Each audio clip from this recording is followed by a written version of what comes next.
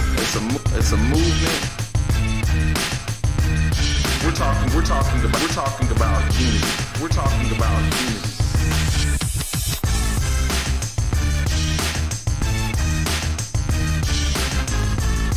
So we're aimed to taking down the system of race by educating, enlightening, informing, and positively debating with those who have counterviews.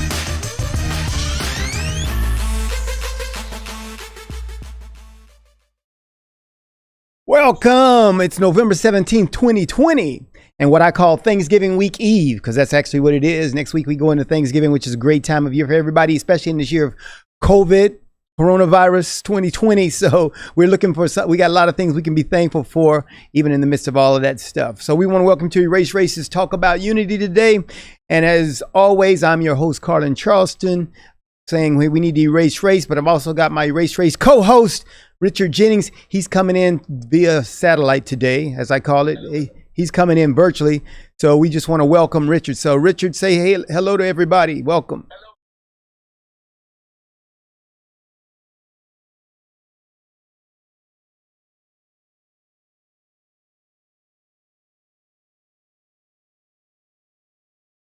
Hold on, Richard, we need to go ahead and put connect. Can you connect there via audio? I think we're missing out on your audio because all they're hearing is silence on my end. So I think we need your audio. So if you could go and reconfigure that while I'm doing the intro here and talking about that, because we got to get Richard in. All right, you're back in now. You're back in. So we're good. All right, so go ahead and continue with what you were saying. Welcome aboard, Richard. Welcome again. Well, I am excited to be a part of what Erase Race is doing, especially during this election season. I love technology that we can jump in and do this remote, but I don't like it when it doesn't work. But right now we seem like it's working. So yeah, let's see. All right, let's get our setup straight here, because now we got your audio, but we didn't have your video. All right. And so do you have my video now? Yes, we don't have your videos, and your video is on your computer. Is that what you got? Yeah. Okay. Well, actually I can do whatever you want me to do. Hang on. Well, yeah, however, we need to get you. I'm looking at the screen and I don't see Richard. I see R.E. Jeep. I don't see Richard. So your video is not activated. Yeah, it says that Zoom is unable to detect a camera, and I know I have a camera on this really fancy. You missing computer. A camera? Yeah, I just got to find it. Let me go find it. Otherwise, we got to go back to the phone connection so we can get into these deep topics. All right, well, you keep searching, and since they've got me, I'm gonna go ahead and start talking about the stuff we're gonna cover, which was the stuff that Richard was gonna cover. So I'm taking over his job. I'm getting his paycheck today. All right. So he keep trying to connect because they got to get Richard in here so we have balance on our set. All right. But hey, what Richard was going to tell you all is that in our discussions today, and I'm going to need Richard to come back in so he can start talking about this stuff. But we're going to cover some election stuff, a lot of stuff happening with the election thing, the results or not results, and the elects and not elects, and the lawsuits and all that stuff that's happening. And plus a lot of other controversy that's coming, emanating from social media and their role in this whole election, and a lot of things like that. So we're going to cover that and get everybody up to speed, and everybody's going to be smart on what's happening with the election status. Then we're going to talk about the pandemic update. The virus is, escalating huge. But what that really means, we got to put that in context once again, and this is part of the unity talk. We got to talk about putting everything in context so we know how to dialogue about these things. So we're going to work on that too. And then at the end of our broadcast, in the final segment, we're really going to talk about the thing that's most important in our country right now, and that is civility. How do we get to civility? How can we start dialoguing with each other like we're humans and we can love and care about each other? So all those things we're going to cover today, and that's the stuff that Richard was going to talk about. But I really wanted Richard in to talk about, the stuff that he's experienced in the last week, what he's come from. Because remember, last week Richard returned from having had COVID.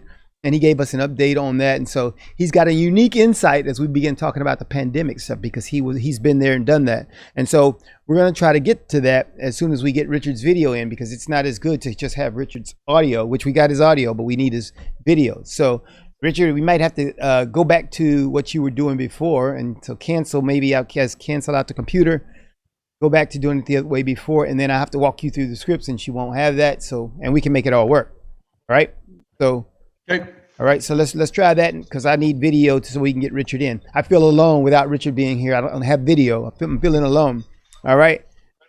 All right, but in the meantime, I've got some stuff that I want to talk about. The first thing is where I was in Florida this past week, and so I've got some graphics I'm going to put on screen, but I'm not going to do them yet. I'll cue you on that, Vince. All right, so coming up, I want to tell you, I was in Florida, had a great time, and I was shocked because I thought that Florida was wide open because I remember their governor having a lot of issues because they were saying that he's simply just doing this to support Trump because he had opened up the state without any restrictions. So my wife and I are driving, and we're driving in Florida. We got in this rental car. We're driving, and we're like, "Hey, let's stop at McDonald's. Wife needs to go use the restroom, whatever." They're closed. We say, "Well, let's go to this fast food." They're all closed. We're like, "Wait, we thought this place was open, but the places were closed." And so we didn't know what was up, and we had to go to a convenience store type gas station in order to find an open place to use the restroom. So everybody's not open.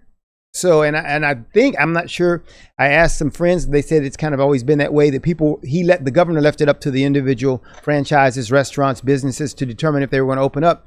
And so they were not open. And so what happened was then we just basically started having to navigate, because we drove a few hours after we got our rental car and drove a few hours in Florida and had to navigate that, knowing that some places were open, some weren't. So everybody's not like Texas, you know. In Texas, yeah, you stop at any McDonald's, you can go in and order your Big Mac and you can sit down in a socially distanced area and eat it, actually. So that's a little bit different, all right? So that's cool. But hey, I was in Florida because I had a friend and I wanted to give him a shout out this morning on the show. He did 29 years in the Marine Corps. And it'd be great to have Oscar here. Oscar's got a brother who's a retired Marine, so it's big retired Marine fest here because I'm a retired Marine. So he was a retired Marine. His name was Curtis Carlen. You know, his last name same as my first name. He was out there in Florida, and our family grew up with their family and everything. So we're really cool.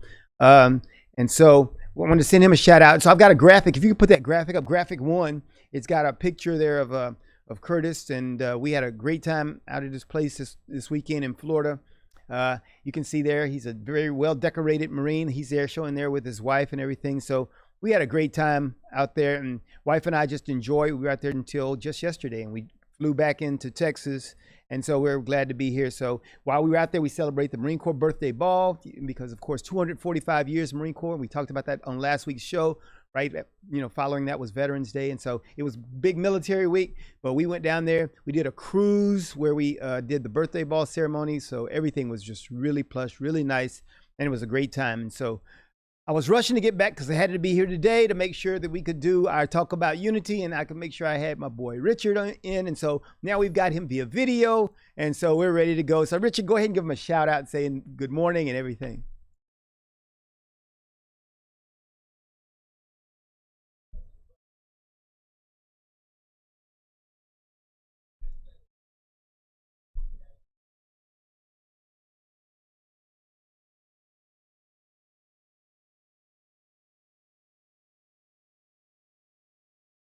Hey, Richard, I got you fine, but they're saying they're not getting you in your mic. They're not getting you. Yeah. Did you?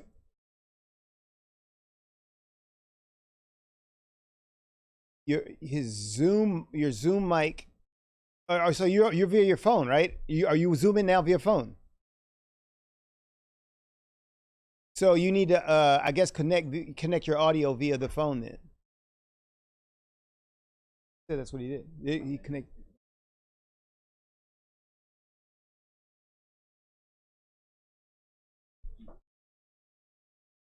Oh, okay.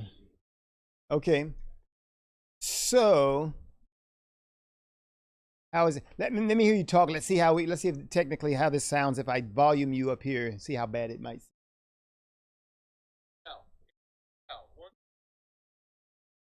No, he's saying he's not getting you. He's only getting you through the microphone that I've got. So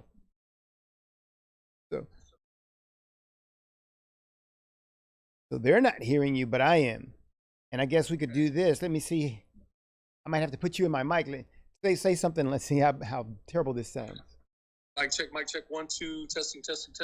How does that? Is that too? Testing. Is that a terrible sound? Go ahead, keep talking. Hello. Hello, 1, 2, 3. 4, 5, 6, 7, 8. Testing 1, 2, 1, 2, 1, 2, 1, 2. All right, so he says you're coming through pretty loudly, so I might just have to do this and might have to rig it this way. All right. Wow. This is called, hey, in the Marine Corps, this is what we do. We adapt, we improvise, and we make it happen. Adapt, adjust, and overcome is what we say in the Marine Corps. We adapt and we improvise. We adapt, improvise. We got to adjust. We can. And so,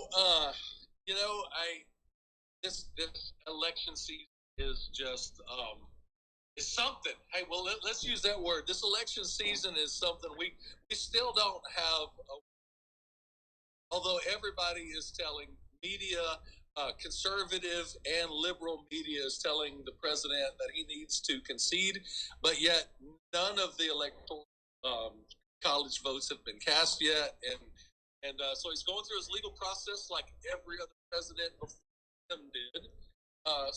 All right, hey, so we're gonna talk about that later. All right, yeah, you're getting deep here. We're gonna talk about that later. We were just giving you the welcome back thing because I want to talk about some other stuff before we get to the meat. You're trying to get to the meat. We gotta go to the commercial break before we get to the meat. But we're gonna do that later. All right, so let me get back. Let me back up a little bit. Back up. I'm healthy, Rewind. I'm well. Everything's good. I tested negative for the corona and got all my tests. Let everybody know. Still, a lot of people are scared they're just looking at me like I'm like an alien.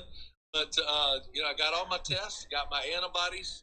Everything's good. Everything's great. My whole family's doing good, and so ready for Thanksgiving. But no, I'm just glad that this avenue of technology that I get to connect with you guys today. Great. Outstanding. So, hey, it's awesome that we got you here. We got you in some form. And so, but one thing I want to do, I'm going to advertise next week's show. We're going to have a great show because guess what, Richard? Dwayne said he'd make it for next week. All right. Man, that is a dream come true. I love your brother. And we have conversations.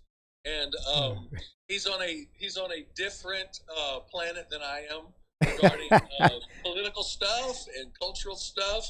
But hey, man, I love him, and I so enjoy our respectful conversations, and they are.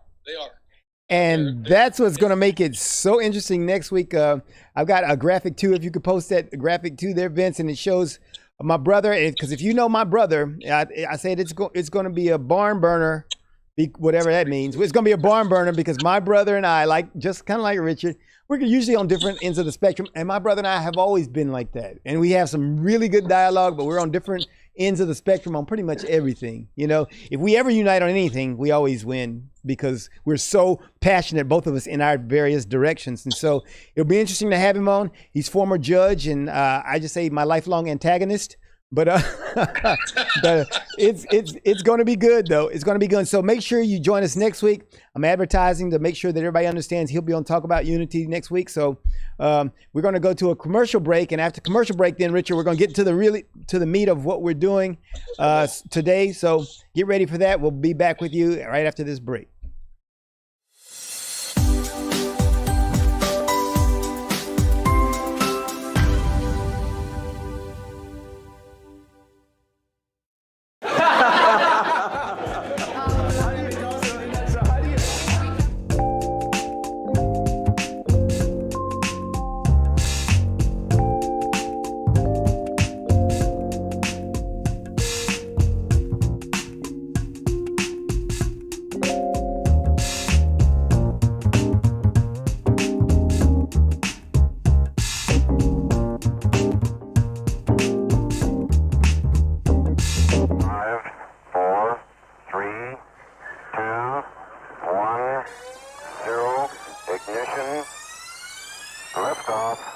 Don't push me because I'm close to the edge. I'm trying not to lose my head.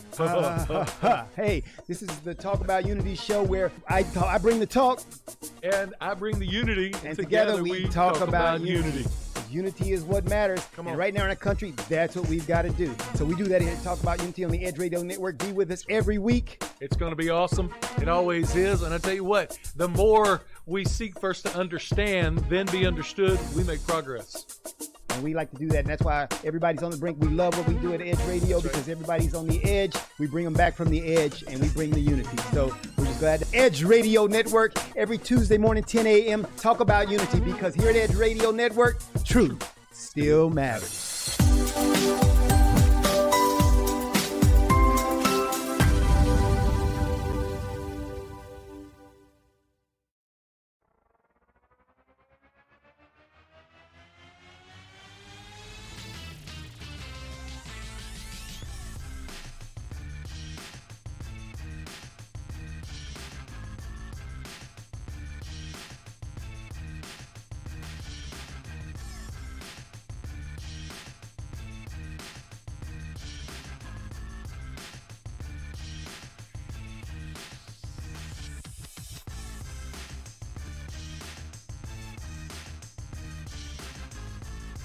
And we're back here at Erase Race and Talk About Unity. Your host, Carlen Charleston, with my co-host there, Richard Jennings, coming in via satellite. And we're ready for our agenda for the day. And the first thing we want to do is we want to start talking about this election, post-election chaos. So, Richard, where are we? Give us some perspective. Where are we?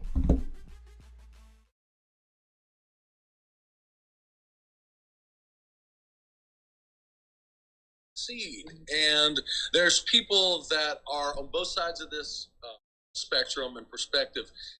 The bottom line is he's doing what every other president before him has done, that if there is a legal path for him to win the election, he's choosing that, just making sure that this is his statement, that all the legal votes cast and all of the are not counted.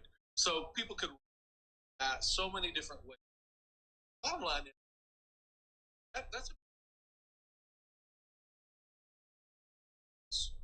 that's everybody that so there's the media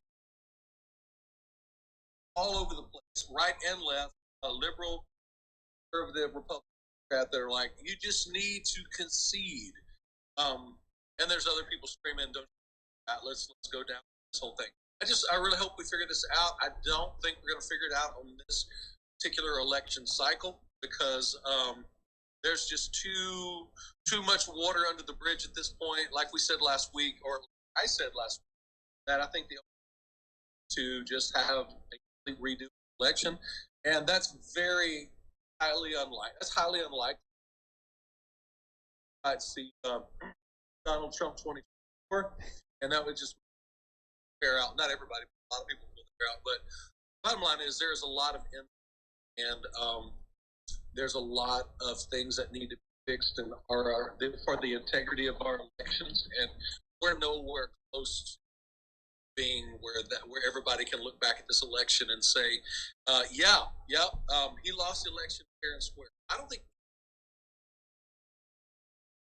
that will say that, but there, people, whether it's throwing away ballots or in the pandemic as a legitimate, just a V to do all this, it's just a mess. And people's reactions, lawsuits, this whole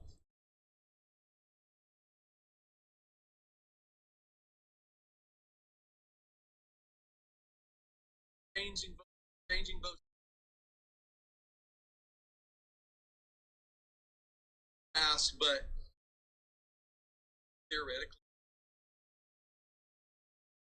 yeah, it is. Wait. Well, let me ask you a couple of questions. Hold on, Richard. Let me ask you a couple of questions. First, because I want to get to that Dominion server because I want you to give us some background on what's happening there, what the issue is. But the first question is, have any of his lawsuits or anything, has it changed any election results thus far? Yeah, there's some stuff in Georgia and some other states where I think the thing, like a member that had some election, that had the election data on it, voted, that was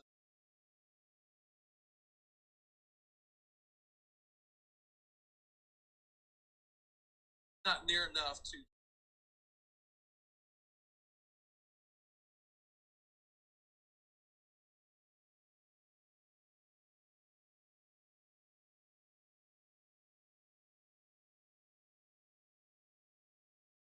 they filed that, and it was relating to that the observers, the conservative or Republican observers, were not able to observe. They were poll watchers, basically, Right. Mm-hmm. and they could not their job as a. But in other counties, I don't know. It's just an absolute misfighting.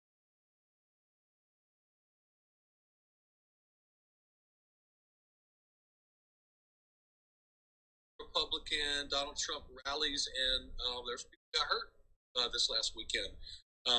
It is really getting heated, and the reactions of the people is not good. We should be able to come out of an election and go fair and square. My guy lost, or fair and square. My guy or lady won. Mm-hmm. And right now we're nowhere near that. I would hope to think that we would grow up during this particular election cycle, regardless of who's going to be in that Oval Office.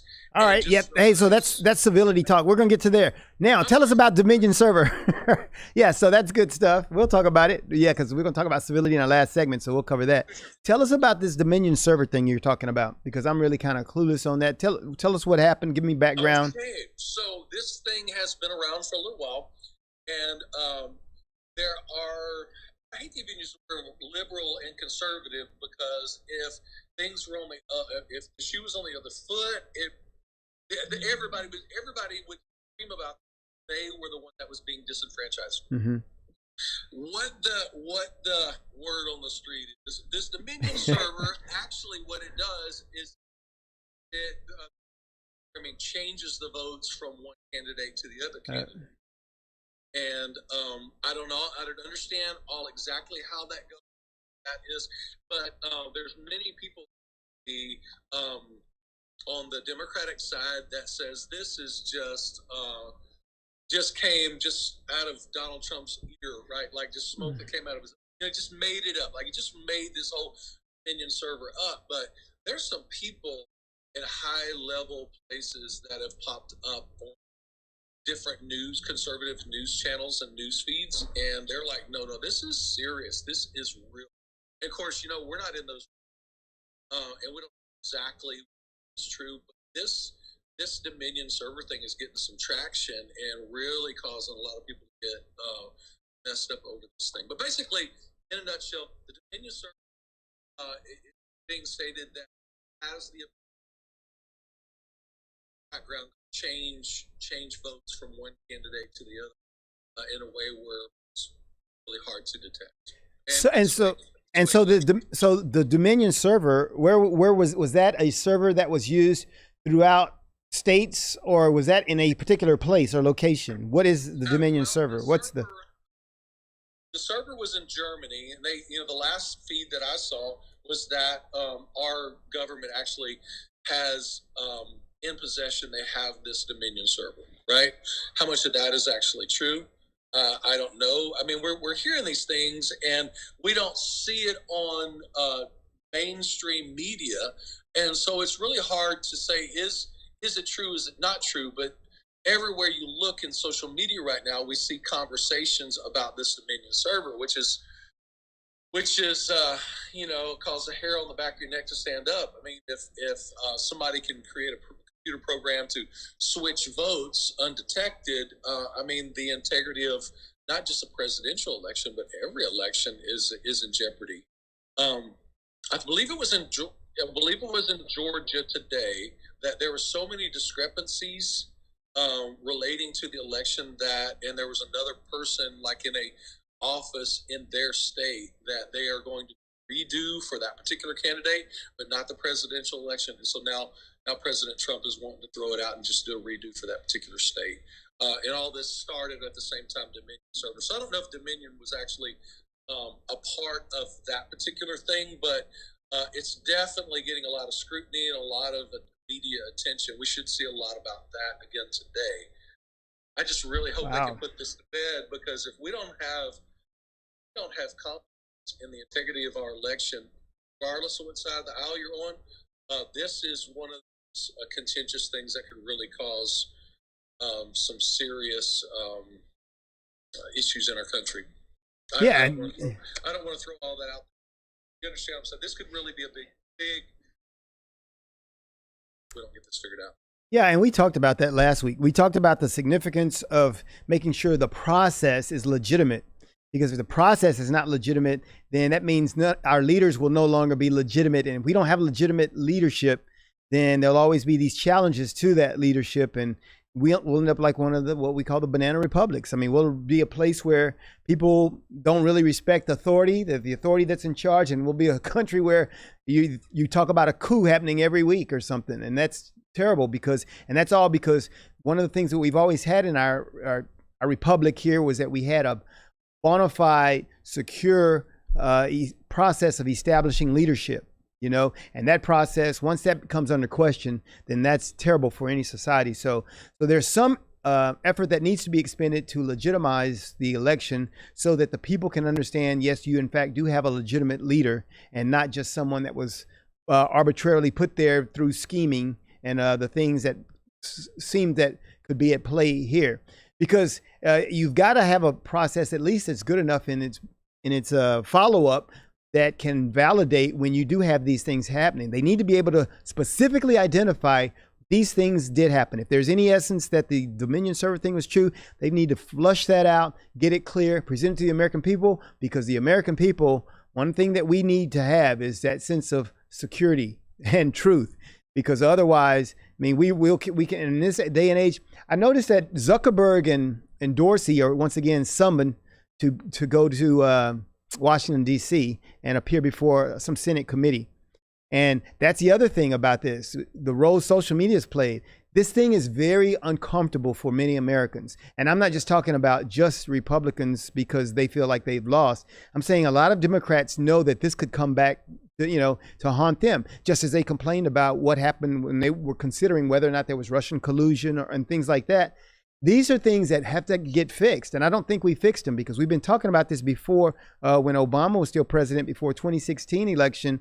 We talked about people hacking into our systems, and we're still talking about it, and we don't have really a good fix on solving this problem. So this is something the Americans have got to get solid. Otherwise, we stand in jeopardy of losing our republic. We really do. So give us a quick summary, and we're going to go to break after your summary. We're going to go to break right after your summary. Go ahead. Go ahead. Oh, okay, go on. Like a horrible zone adult.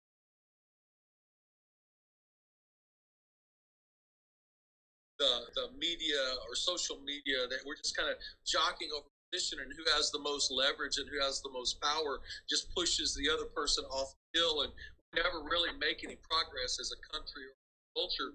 And it's just a dangerous, slippery slope that we're in right now. And we need to act like adults and men and women of character, regardless of what side of the aisle we're on. Because this is we're in a dangerous territory at this point. Yeah, and I think we'll cover that again too once we get to when we start talking about solutions, when we start talking about civility, because civility, as we all talk about in our third segment, is not just so we can get along. It's because we got to come up with solutions for problems like this. We talked last week about the two gazelles out in the pasture, and I don't know if that part got in the script, but the two gazelles were out in the pasture and they're fighting each other, and the lion is in the background, and you see him coming. Kind of what's happening in America. We're busy fighting each other, and there's a lion coming to take us all down if we're not careful. So we got to be careful about that. All right. So, hey, what we're going to do is, Richard, we're going to take a break and we're going to come back and we're going to talk pandemic. All right. We're going to talk pandemic before we get to our civility talk. We're going to talk pandemic. So we'll be back right after this. Talk about unity. Pandemic's happening.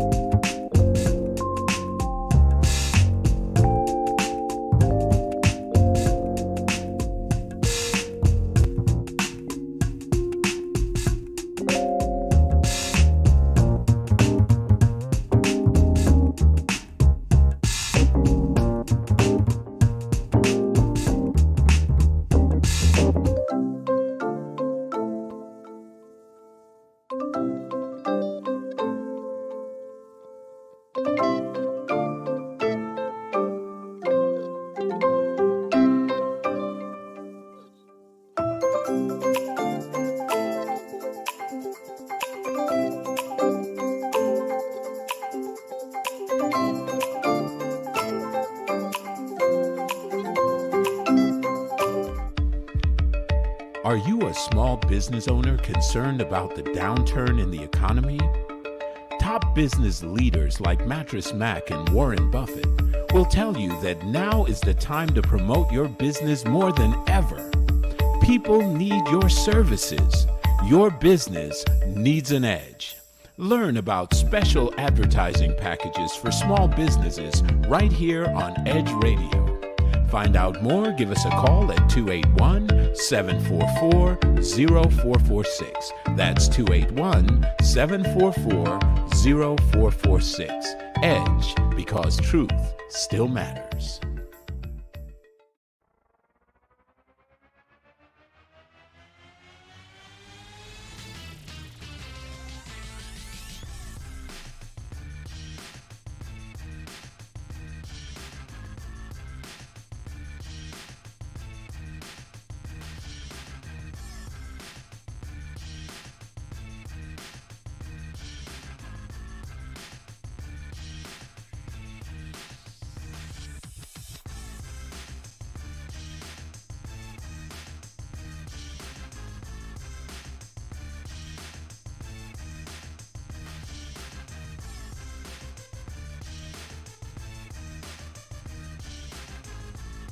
And we're back, and we were so full of dialogue and conversation about the elections, we didn't get to our pandemic. So we're back, and we're going to get to our pandemic now. So, Richard, let's begin talking about the pandemic.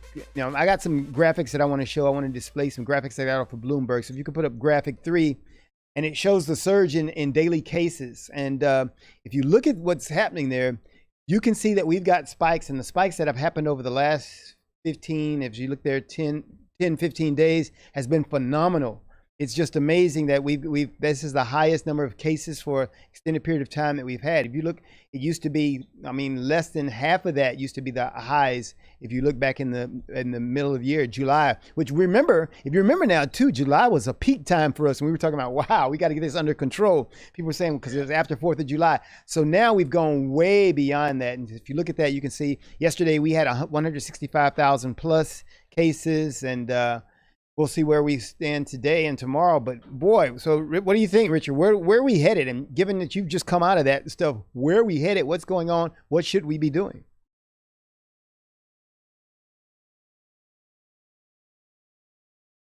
We're living through this together, and they're seeing that protocols to help people survive it. So the survival rate is going up. The cases are, I think some people like, it's really not that bad. Just a headache, and I lose my appetite and my smell for a little bit, and a little bit of a cough, and so they see their neighbor, their friend, their relative recover quickly, and so all of a sudden they aren't really as cautious as they need to be, and maybe even some organizations are laxing on their requirements to. So they don't mind getting it, huh? So they don't mind getting it, is what you're saying? Yeah, because everybody else around them is recovering so quickly. You know, my situation, 2.5 weeks, and I just had a really bad headache and was tired. And the recovery was really good. But, you know, my thing is I took it very serious and had the medical community involved in my situation, was proactive with my meds, and just did everything I was supposed to do. And I don't want anybody to misread that. You know, the headache was bad, but if I had not having pneumonia 6 times in the past, I can't imagine how bad it could have gotten had I not done that. Mm-hmm. And so I think some of this is being misinterpreted as that corona is really not that bad. So for some people, young people, they recover quickly, but for those that are older or that are compromised or have previous issues, I mean, it goes bad really fast. We've in our community we've lost a few people, and just tragic because they were, although older in age, were the picture perfect vision of health, and then now they're not with us anymore. So we really do have to take it serious, and the vaccines are coming, and some people don't want them. Others are like, I'm going to survive it. As a country, just the American community, we're going to have to navigate through this and really learn how to prefer each other. hopefully some of these medicines, whether like the president says now, whether it's a vaccine or other medicines and medical protocols, we're going to figure this out. But as you can see with the daily cases, we're nowhere near out of the woods on this thing. I'm glad to see that the deaths are down, meaning that our medical community is figuring some things out. But it doesn't mean you can't get it. And, even if the worst thing is that headache, let me just tell you, Carlen, that is the worst headache I've ever had in my life for 3 weeks. This splitting migraine was horrible. But for some, it's a whole lot worse than that. All right, so let me ask you this, and as I ask you this, I'm going to ask Vince to go up and put up our graphic number 4, because it's a color-coded map of the United States, and it shows, I guess it gives you an idea of how things are getting across the country, because in some of the states where it identifies, it does a 7-day rolling average, and it identifies by color code, and the ones that are darker red, like as you see Louisiana there is really dark, and so they're really up, and like I said, 7-day rolling average. But in those areas that are light blue or gray, that means they're in a decline over that 7-day period. All right, so you starting to see some blue. Now, last week when I looked at this thing, there was none of the gray and light blue.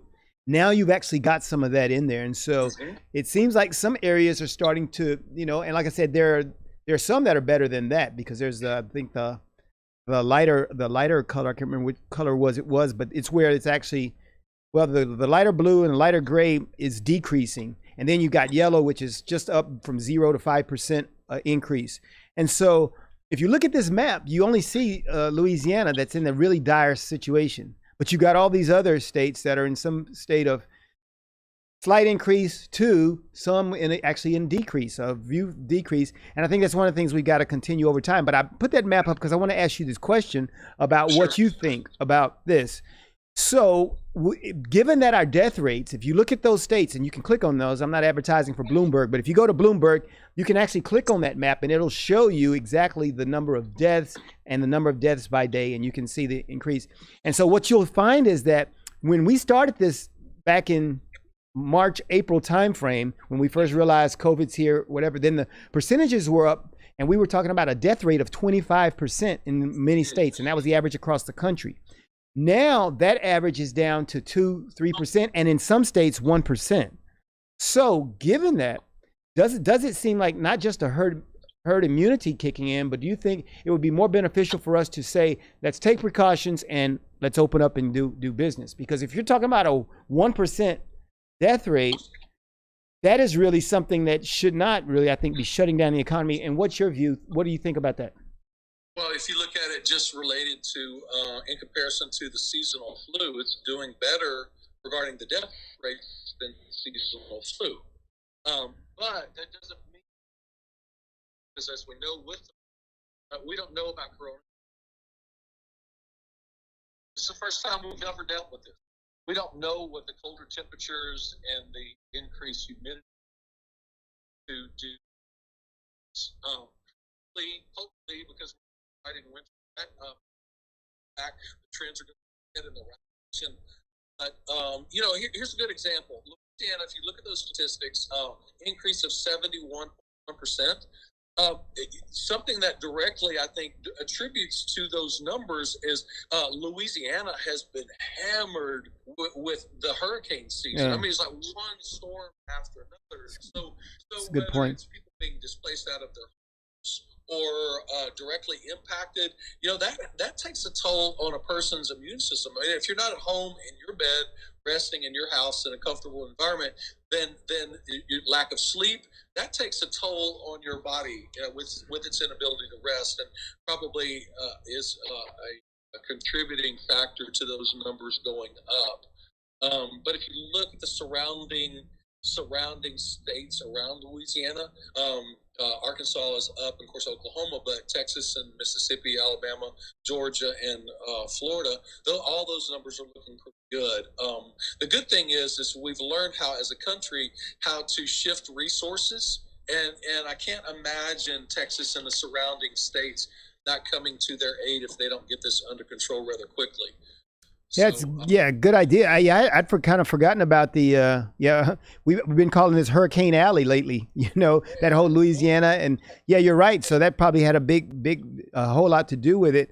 Hey, but the other thing, let's talk about vaccines. What about I feel like we're a natural nation. We're taking away Oscar's time here. This feels like natural nation. What about vaccines, and what do we have coming in the way of vaccines? Wow, I mean, I was watching the guy from I think it's Moderna. We're talking rolling this thing out in the next couple of weeks. They with a 96% effective rate, and man, I sure hope that that's the case. Although there's a lot of people that are cautious, and what is the term of this? The president labeled it Operation Warp Speed. When you're talking about people's lives, talking about all of the bad press that vaccines has gotten in the past, we really need to be careful about warp speeding anything relating to vaccines. Not going to get into all the things that people say attributed to this sickness or that sickness, but there's a lot of people that will hang their hat on their last hat on that vaccines cause their children or their other loved ones to be affected lifelong because of vaccines. So hopefully they're really testing those things out. They're working those things out. But what the president touched, he just alluded to it, but he didn't go into detail. And I wish we'd like to get some additional information is what are the other things that they're talking about doing other than medical protocol that is going to be able to combat this virus? But the promising information regarding the vaccines really, really felt good. I hope that they are not cutting any corners on that because people's lives are at stake. So are you hoping that everybody else gets vaccines so you don't have to? Oh yeah, you got antibodies. You don't need to. You got antibodies because you're already been a victim. So would you recommend people getting vaccines? Because Vice President-elect said that she would not, if it came out during Trump's administration, she would not get a vaccine. She would not take it. Trump's vaccine is deadly, but Biden's got a good vaccine, but Trump's no. What do you think? I think that's a little irresponsible. I mean, yeah. Well, yeah. When you're sending a message, it's not even Trump. What is Trump in the lab creating? Can you see Trump's in the lab? He's got on his white jacket. His hair's all over his head, like creating a vaccine. He's not doing it. I don't care who's getting credit for advancements in medicine regarding corona, whether it's a vaccine or a aspirin. But it works. Come on, I don't care who gets credit for it. This whole politicians especially, but everybody just needs to be up, especially during this election cycle. And let's just stop.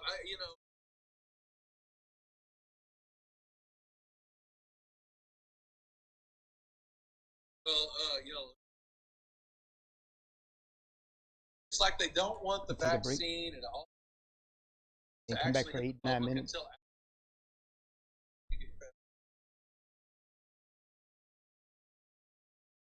If it is worse.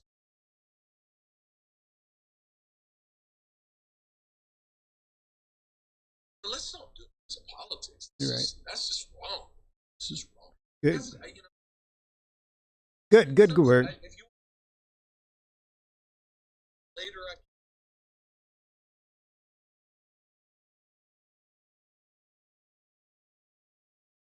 we do not.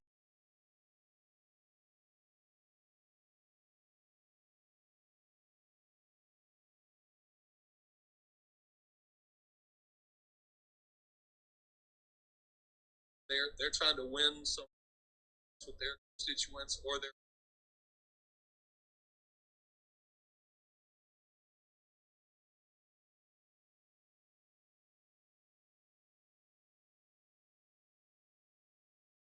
Publics,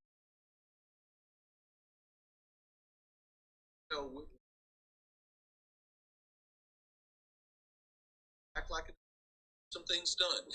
Hey, 4 years. Remember in Who would, Oh, we had pretty much any teacher, the male, female, they all did back in our day. We're old, Richard. Remember, most people don't understand that, you know. So, but everybody could, from the principal on down to the teachers, everybody could. Yeah. But that's not. Now, my wife's an attorney for a law firm who represents schools, and so that's not politically correct. So we can't say that. All right, we're gonna say it when we come back, Richard. We can't stop. All right, we're gonna talk about it in our last segment because we're gonna run out of time. We're gonna take a break, come back for our last segment on civility. We can cover that under civility. We'll be right back on Talk About Unity. All right.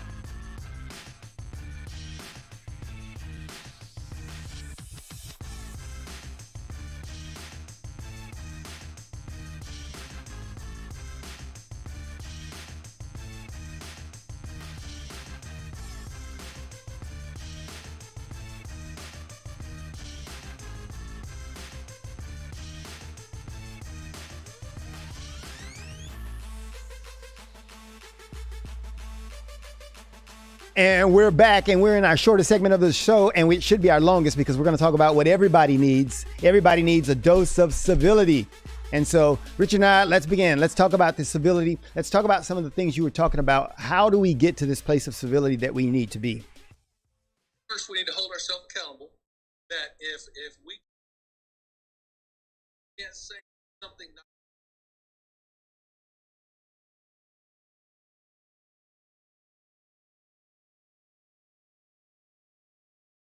season those words, grace, and make conversation for someone to agree, disagree, and move. And don't be afraid of the conversations.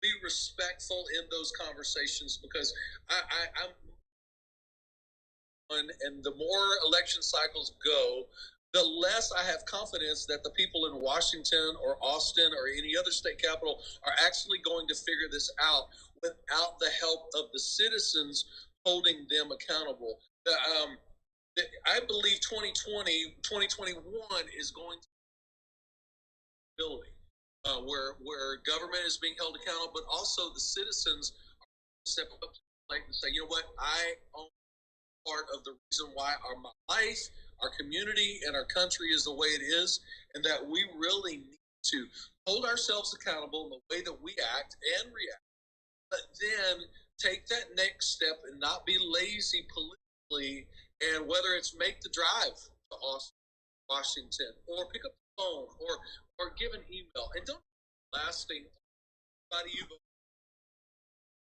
So try some sense of accountability and support, if at all possible, something to them for their service, but then dig into the reason for your call. Or all right. So you're saying that, okay, so that's what normal people do.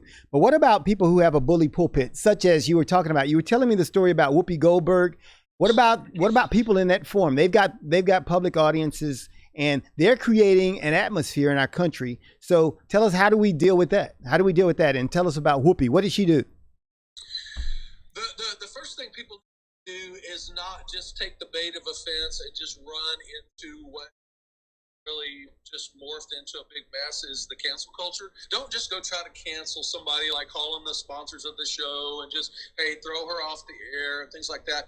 No, there needs to be some people that disagree with Whoopi off air, off camera, and begin to have these conversations. Is like, do you know half of the country supports Donald J. Trump? And you're losing half of your audience. And I remember a time when Whoopi, her, man, everything I just liked her as a person, but man, she is just, her heart has just gotten so hard over these last few years. And I want to win with everybody. I want to rescue everybody. You know what? Whether it's Donald's out now, or he comes back 4 years later, or he never steps into politics again, there will be somebody else that will irritate you. And as a country, we need to realize we can't just give all this to as a country, the people we buy and for, get involved and steer the policy in the direction of our country as citizens, because we're engaged with those politicians. All right, let me ask you about this one. I've got Vince, if you could go ahead, that graphic 5, put up that graphic 5. It's an example, I think, of, I don't know if you call this politically correctness or incivility or what, but it's an article about a Virginia professor who went out on Facebook, and he made this statement to people who voted for Biden. And he said, this is what he said, in quote, he said, "If you were ignorant, anti-American, and anti-Christian enough to vote for Biden, I really don't want to be your social friend on social media. I wouldn't hang out with you in real life. I don't want to hang out with you virtually either. You have corrupted the election. You have corrupted our youth. You have corrupted our country. I have standards and you don't meet them. Please remove yourself." Now, this guy's at the school, Virginia Wesleyan University, I think maybe a Christian school. What do you think about that? Is that incivility? What is that about? That is a misguided soul that just chose to forego every ability to speak into somebody else's life. If only people that you speak into their life is people that are just like you, that's a pretty narrow audience. Mm-hmm. Be trying to love and fit and let influence us. That's what relationship is. There's this back and growing together. Mm-hmm. Great. I grow many times. I grow more when I spend time with people that think it differently, act differently than I do, than when I hang out with people that are just like me. It doesn't mean all of a sudden that I buy into it. It just, sometimes it reinforces my position, because it's not, I didn't learn what I want to do. I learned what I don't want to do. Right? That's great. And so it's so important not to live in a cancel culture relationally that, well, you voted for that guy, well, you're out of my life. I've had a lot of people on social media because, and I don't really name parties or candidates from my pulpit or from my position, but every once in a while I'll talk about a policy issue or I'll talk about a position, and it is definitely from that particular party's perspective. And people are like, well, I know who you're for. I know who you're for. And they'll just slam the door on me right there. And what's amazing is there will be, whether it's when I was the chairman of the board chamber or just involved in city council issues that was connected. You're a pastor. You're a moral leader in our town. And my whole thing is, how is it affecting really benefit? Just forget about how affect people in a negative way. That doesn't mean how they're being affected is because they're wrong or bad or anything like that. But if we see people being disenfranchised or hurt, and there's a way that we can help them, and we don't necessarily win or lose, but we can help people. Why do we want to help people? And we really need to increase this conversation with each other. But I want to say it again real quick. We really need to get better about not being lazy politically and culturally and as a community, and we really need to grow together and stop lobbing these bombs across social media and canceling each other out. Because all right, Richard, time for your sermon's up, man. Your sermon's up. Good. We can learn from each other. Good. Really good stuff. All right, and so good input, and really, we'll have more time next week. We'll talk more about civility because we need that every week. All right, so we're gonna have a segment about that every week. Especially next week. Oh, we got Dwayne on. All right, so hey, so glad to have you on Talk About Unity. I want to close with Carlen's 3 points of civility. Let's talk it out. Let's walk it out. And let's love without limits. All right, that's our show here today on Talk About Unity. We're out.